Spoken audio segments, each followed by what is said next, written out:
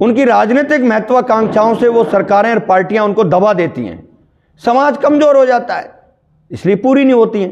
राजनीतिक महत्वाकांक्षा कहीं पहले भी आपकी भी रही है, चुनाव लड़ाया आपने। बिल्कुल, चुनाव लड़ा है, चुनाव लड़ना चाहिए लोकतंत्र के अंदर, समाज के अंदर। जब तक सांसद, मंत्री और विधायक नहीं होंगे तब तक काम नहीं चलेगा। लेकिन जब समाज का काम हो, इस आरक्षण के लिए सैकड़ों की तादाद में हमने शहादतें दी हैं। आज वक्त है समाज के साथ खड़ा रहने का, और कर्नल साहब के साथ कंधे से कंधा मिलाकर के काम किया है। आपको तो पता है दीनदयाल जी, आप 28 साल से देख रहे हो। नहीं, बिल्कुल कर्नल साहब के साथ आपने काम किया, लेकिन राजनीतिक महत्वाकांक्षा वाली बात कर रहे हैं, कहीं ना कहीं आपका इशारा विजय बैंसला की ओर तो नहीं है? नहीं, मेरा व्यक्तिगत किसी पर नहीं है, और जो समझे, समाज सब समझता है कौन समाज के लिए काम कर रहा है, कौन समाज के लिए काम नहीं कर रहा है। कर्नल साहब भी ये मानते थे जब तक राजनीति में हम गुर्जर समाज मजबूत नहीं होगा, हमें मंजिल नहीं मिल पाएगी। उनका उद्देश्य भी यही था। नहीं तो राजनीतिक महत्वाकांक्षा तो इसमें कोई अहम बात नहीं। नहीं, मैं ये नहीं कह रहा कि राजनीतिक महत्वाकांक्षा नहीं होनी चाहिए, होनी चाहिए। आपने अगर विजय बैंसला जी का नाम लिया है तो मेरा कोई व्यक्तिगत उनकी तरफ नहीं है, लेकिन वो पार्टी का टिकट लिया है, नहीं मिला, हार गए, दोबारा भी उन्होंने कोशिश करी, नहीं मिला। मैं तो कहता हूं ना, भाजपा के लोगों, वो कर्नल बैंसला शेर का बेटा है और लाल पगड़ी लेके घूम रहा है ना, तो उसको दो ना राजमंत्री का पद राजस्थान की सरकार में। प्रहलाद खटाना मांग करता है, दो, बढ़ाओ उसको राजमंत्री, ये समाज मांग करता है, कौन मना कर रहा है? और समाज जानता है, लड़ रहे हैं ना हम हमारी मांगों को लेकर। कर्नल बैंसला तो ऐसी शख्सियत थे कि सरकारें उनके पास आ जाती थी, लेकिन आज ये देखा जा रहा है कि सरकार के पास पहुंच रहे हैं लोग। बिल्कुल दीनदयाल जी, आप एक बहुत अच्छी बात कर रहे हो। कर्नल बैंसला जी जब कहते थे तो सरकारें आती थी, क्योंकि समाज में उनके प्रति भरोसा था। कर्नल साहब के जाने के बाद नेताओं से समाज का भरोसा उठ गया, अविश्वास पैदा हो गया है। मैं उस विश्वास को ही जगाने निकला हूं। ये जो नुक्कड़ सभाएं कर रहा हूं गांव गांव जाकर के, मैं उस विश्वास को जगा रहा हूं कि इस कौम के अंदर हर हमेशा कोई न कोई तो ऐसा लड़ाकू होगा। मैं संकल्प लेके निकला हूं, समाज का भरोसा भी दिलाऊंगा, विश्वास भी जगाऊंगा, और इसकी लड़ाई को मजबूती से लेकर के आगे भी चलूंगा।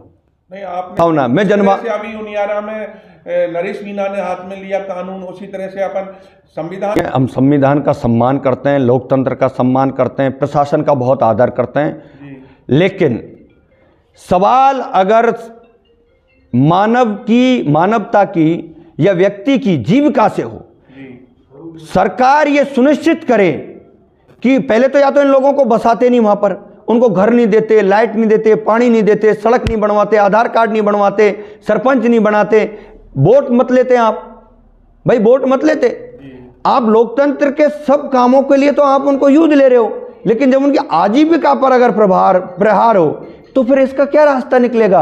आप उनकी आजीविका दीजिए। प्रत्येक व्यक्ति, डांग क्षेत्र के प्रत्येक व्यक्ति को, प्रत्येक राशन कार्ड पर जिसके बच्चे हैं उसको 50,000 रुपये महीने दो। कोई खनन नहीं करेगा, मैं कह रहा हूं इस बात को, और नहीं दो तो वो खनन करेंगे, उनके गाड़ी घोड़ा ट्रैक्टर चलेंगे। इस लड़ाई को मजबूती से लड़ेंगे। हम गुर्जर आरक्षण एमबीसी वर्ग जो हमारा विधेयक आज जिंदा है, उसको नवी अनुसूची में डलवाया जाए। केंद्र में और प्रदेश में भाजपा की सरकार है, हमारी प्रमुख मांग यह है। दूसरी मांग है कि जो फिलहाल में सरकारी नौकरियां राजस्थान सरकार निकाल रही है, उसमें रोस्टर प्रणाली से हमें 5% का पूरा हक मिले। अभी 2202 फर्स्ट ग्रेड की जगह निकली हैं, उनमें हमें एक भी नौकरी नहीं मिल रही है, तो हम कैसे माने कि सभी सरकारी नौकरियों में हमें नौकरी मिलेगी। हमारी तीसरी जो मांग है वो है ये है, जो भर्तियां अटकी हुई हैं हमारी, चाहे रीट की हैं, नर्सेज है, और पशु परिसर की है, आरजेएस की है, तमाम भर्तियां जो हजारों की तादाद में भर्तियां, उनको तुरंत प्रभाव से सरकार उनको लागू करे। और हिंडौन के लिए सबसे बड़ी हमारी एक मांग है, कर्नल करोड़ी सिंह बैंसला जी की मूर्ति लगे हिंडौन में। उसके बाद हिंडौन में और करौली के आसपास डांग क्षेत्र के लोग आज हमारे बेरोजगार हो गए। डांग क्षेत्र के अंदर उनके ट्रैक्टरों को, अभी ट्रकों को पकड़ के रख रखा है, ट्रैक्टरों को जब्त कर रहे हैं, लोगों को, ड्राइवरों को थानों में बंद कर रही है पुलिस। मैं हिंडौन की पुलिस से कहना चाहता हूं कि जब तक प्रहलाद खटाना यहां हिंडौन की धरती पर है, अगर किसी भी एक भी मेरे डांग क्षेत्र के ट्रैक्टर ड्राइवर या कोई खनन करने वाले को परेशान कर दिया, ईंट से ईंट बजा दूंगा और तुरंत प्रभाव से उन ट्रकों को छोड़ो, उन ड्राइवरों को छोड़ो। और मैं डांग क्षेत्र में जा रहा हूं, तमाम लोगों को इकट्ठा करके मैं ये लड़ाई लड़ूंगा, क्योंकि जब लोग ही बेरोजगार हो जाएंगे, आप लोग, क्योंकि जिसका हथौड़ा उसकी खान पहले चला था और हुआ है कानून में। आपने देखा होगा डॉक्टर करोड़ीलाल मीणा जी ने जुगाड़ों को, किसान भुग्गाओं को चलवाया है, क्योंकि ये जीविका से जुड़ी हुई चीज है। या तो सरकार उनकी जीविका का आधार तय करे, उनको रोजगार प्रदान करे, नहीं तो मैं डांग क्षेत्र के खनन को चालू करवाऊंगा, उनके ट्रैक्टर और ट्रकों को चालू करवाऊंगा। ये भी मेरा प्रमुख मुद्दा यहाँ पर आया हूं। तो साथ साथ गुर्जर आरक्षण के तहत तमाम जो हमारी विसंगतियां हैं उनको पूरा करे। इन सब को लेकर के मैं अभी बयाना रैली करके आया हूं। प्रत्येक विधानसभा क्षेत्र में मैं ये रैलियां कर रहा हूं, उसी को लेकर के हम यहाँ ये रैली का आयोजन कर रहे हैं। तो मैं तमाम लोगों से कहना चाहूंगा कि आप इसमें बढ़ चढ़ करके हिस्सा लें। लोग यहाँ से एसडीएम को शांतिपूर्ण तरीके से ज्ञापन देंगे, ये हमारा एक हो रहेगा। कितने लोग इकट्ठे होने की संभावना? अब ये तो उसी टाइम समाज तय करेगा। अब ये बयाना में भारी 1000+ की हमारी रैली हुई है, शानदार तरीके से ये रैलियां करेंगे। आरक्षण नवी अनुसूची में कर रहे हैं तैयारी। ये काफी समय से लड़ाई चल रही है, जब से आरक्षण शुरू हुआ है। कर्नल साहब ने भी ये डिमांड शुरू में रखी थी, लेकिन पूरी नहीं हो पाई। इस डिमांड के पूरे नहीं होने के क्या कारण मानते हैं? डिमांड पूरा नहीं होने का कारण है कि जो लोग समाज का नेतृत्व करते हैं वो सरकारों में शामिल हो। पूर्व सैनिकों की रैली को, पूर्व सैनिकों को उनकी जो मांगे अगर हैं पिछड़ी हुई, क्योंकि ये सैनिकों का एरिया है ज़्यादातर, उनकी होनी चाहिए। और पूर्व सैनिकों की समाज की मांग रही है कि कर्नल बैंसला की मूर्ति लगे इंडौन में, वो मूर्ति लगनी चाहिए। और हमारी जो मेन मांग है गुर्जर समाज की, वो ये भी है कि गुर्जर रेजिमेंट हो। तो गुर्जर रेजिमेंट की जो मांग है ये भी, क्योंकि केंद्र में और प्रदेश में भाजपा की सरकार है, तो ये होनी चाहिए। ये भी हमारी एक मांग रहेगी। रैली की सफलता के लिए अपन गाँव में संपर्क का कोई अपन कार्यक्रम तय किया है? हाँ बिल्कुल, हम कल से गांव-गांव जाकर, जैसे बयाना में गए, इस तरीके से हिंडौन क्षेत्र के गांव, प्रत्येक गांवों में जा करके हम पीले चावल बांटेंगे, रैली की नुक्कड़ सभाएं करेंगे गांवों में जाकर। जैसे एक बार कर्नल साहब ने, आप तो उनके साथ ही रहे हो, सैकड़ों की तादाद में नुक्कड़ सभाएं की तो लोगों को भरोसा जगाया। मैं वही भरोसा जगाने के लिए गांव-गांव नुक्कड़ सभाएं कर रहा हूं।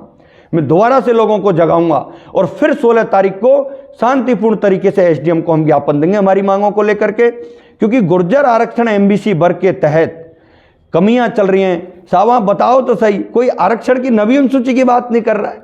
और मैं समाज के तमाम नेताओं से आह्वान करता हूं, आइए, ये समाज का काम है। और समाज से प्रेम करने वाले लोगों, जिन लोगों ने शहादतें दी है ना, उनको देखो। जब मैं बयाना की धरती पर गया था तो एसडीएम कार्यालय के सामने एक मेरी बहन बेटी, मेरी वो बैठी थी विधवा, मैंने उससे पूछा तो वो गुर्जर आरक्षण में शहीद हुआ, उसका पति, उसकी बीवी थी। मैंने उसके पैर छू करके वहां से इसकी शुरुआत की है। रुकने वाला नहीं हूं।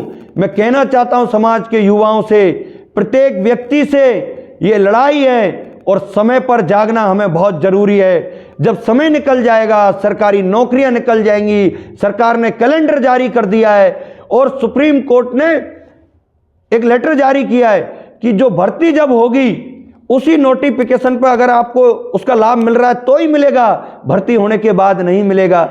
मेरे गांवों के लोगों को अभी पता ही नहीं है। वो तो ये सोच रहे आरक्षण तो मिल चुका है। अरे भाई, आरक्षण मिल चुका है, इससे मिल क्या रहा है? सवाल इस बात का, कुछ नहीं मिल रहा है। और इस विधेयक को कभी भी ये खत्म कर सकते हैं ये भाजपा के लोग। मैं कहना चाहता हूं, जो भाजपा के लोग हैं उनसे, बताओ हमें आज तक एक नौकरी का फायदा क्यों नहीं मिला? आप नेतागिरी करिए, मेरी किसी भी राजनेता से कोई द्वेषता नहीं है, किसी एक व्यक्ति से द्वेषता नहीं है। ये मेरा संकल्प है। दूसरा, जैसे हम पटरियों पर गए, रेलों पर गए, राजस्थान के जगह जगह से लोग गए, उनमें उत्साह था कि समाज को कुछ मिलेगा। हम एसटी की मांग से शुरू करी हम लोगों ने, लेकिन हमसे यह कहा गया कि एसटी एससी की तर्ज पर सुविधाएं मिलेंगी गुर्जर समाज के एमबीसी को।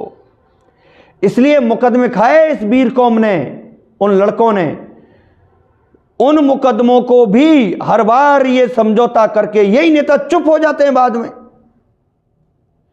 मैं ईंट से ईंट बजा दूंगा, मुकदमे भी खत्म कराऊंगा, पूरा 5% का हक भी लूंगा और मैं देखूंगा इन लोगों को।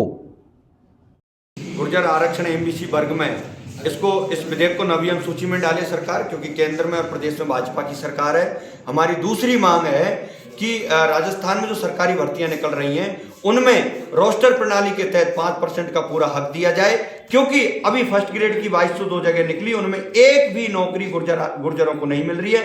हमारी तीसरी मांग है, जितनी भी सरकारी भर्तियां अटकी हुई हैं, हजारों की तादाद में है, चाहे वो रीट की है, पशु चिकित्सक की है, नर्सिंग की है, इन तमाम ऐसी आरजेएस की, इन सब भर्तियों में तुरंत प्रभाव से लागू करें। और जो देवनारायण बोर्ड के तहत जो विसंगतियां जिस तरीके की हैं उनको लागू करें। एमबीसी सर्टिफिकेट हमारा बने, इसके साथ साथ एमबीसी सर्टिफिकेट के साथ साथ हमारी जो स्कॉलरशिप नहीं मिल रही है, हमारे फॉर्म भराम नहीं आ रहे हैं, इन तमाम विसंगतियों को लेकर के हम समाज के बीच में नुक्कड़ सभाएं करेंगे और 16 तारीख के दिन हिंडौन एसडीएम को नेहरू पार्क में एकत्रित होकर के पैदल चल के हम हमारा ज्ञापन देंगे।